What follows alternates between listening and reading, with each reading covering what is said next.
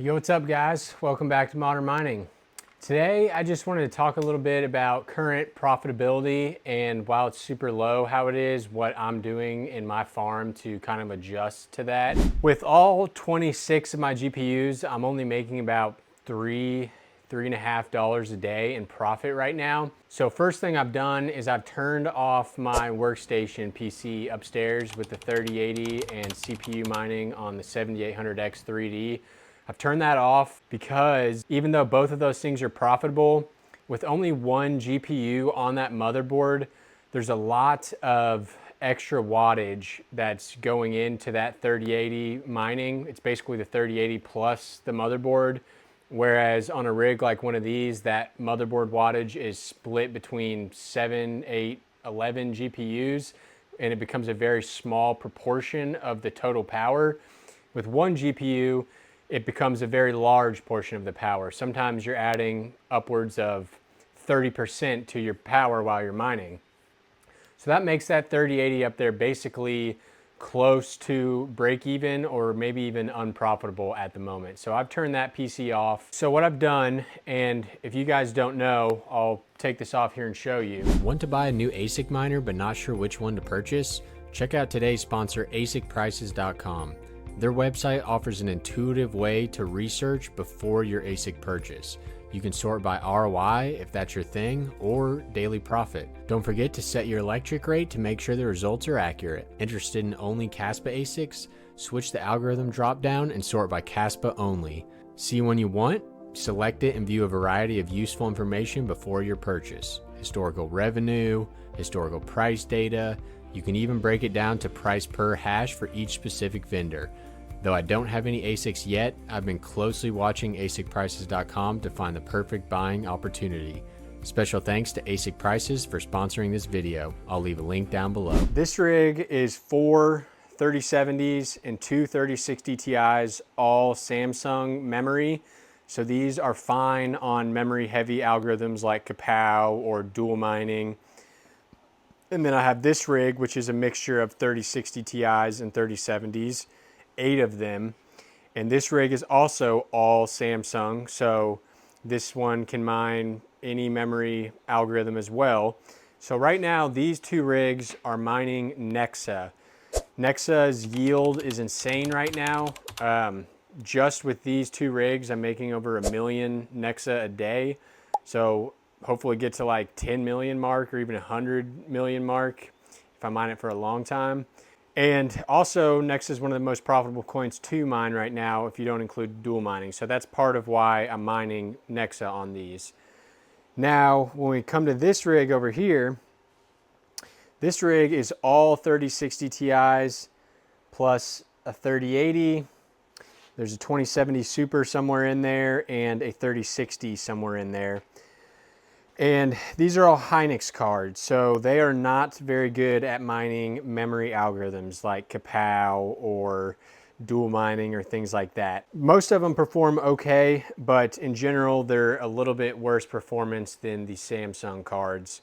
So I have this one just stuck on Alephium, accumulating as much as I can before ASICs come onto the network and we're unable to mine it for profit anymore. I'm trying to get as much as possible. But while Nexa yield is so high, and this is kind of why I'm making this video, I want to be able to put as many cards on Nexapow, which if you don't know, uses a little bit of memory.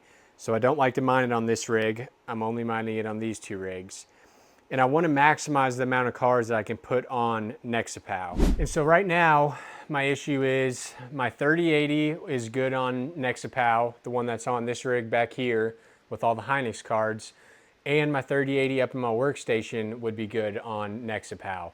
So what I would like to do is expand this frame, the one with 8 cards on it, to the same size as my Hynix rig so that I can move both of those 3080s onto this rig and get them onto Nexapow or Nexa for right now. The downsides of this is for my workstation upstairs, I'm gonna be downgrading from a 3080 to, I think I'm gonna swap in the 2070 Super off of that rig.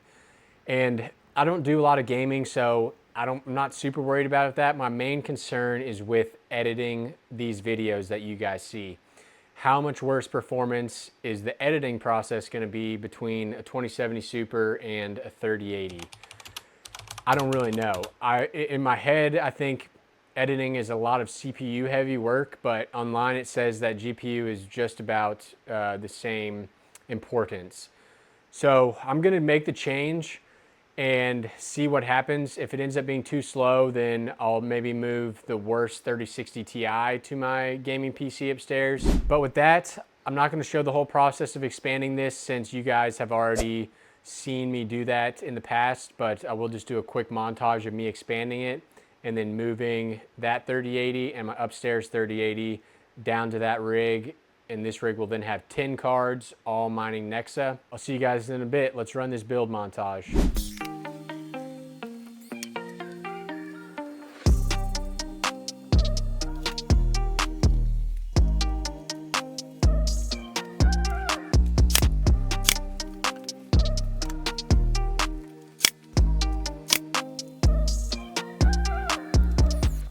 All right, guys, I got it completed. Sorry I didn't film all that. It took way too long doing all this. It was a lot more complicated than I expected. So I had to switch this rig to both 1500 watt PSUs. And if you look, I'm basically using every single spot in the breakout boards. Each of those has like almost 15 cables in each. And that's because even the 3060 Ti's in this rig take 2 plugs. Plus we've got two 3080s. The one from my main PC has 3 plugs on it. So ended up using a ton of PCIe cables. Got the second splitter plugged into the board. So this MSI B450 is capable of running 11 GPUs. And you'll notice I'm not using this full frame. It's because that's the furthest I could stretch the USB cable. I've got some longer ones on the way, so I'll be able to scoot that over and expand all of these out. So now everything is mining Nexa that can mine Nexa. Got my two 3080s. I moved the 2070 Super upstairs to my editing PC, and I've got 3 monitors on that PC, and I figured out that one of the display ports on that 2070 Super doesn't work. Thankfully, it's got 3 display ports and 1 HDMI, so I'm just using the HDMI and 2 display ports, and it's working fine now. But that was kind of annoying. That's probably why I was able to get that GPU for 120 bucks, because the guy obviously knew that one of the ports didn't work.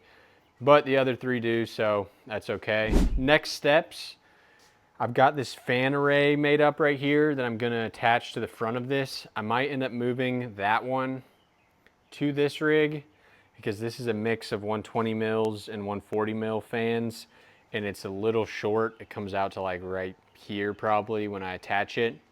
But I also don't have a way to power all these fans right now, because the 2 Molex cables that are on this power supply are plugged into both of these PSUs so that everything turns on at the same time. So I need to buy some sort of PCI to fan power cable. And I've got all these split together, so it's really just one connection that needs to be powered. But I don't have that cord right now, so that's something I'm ordering.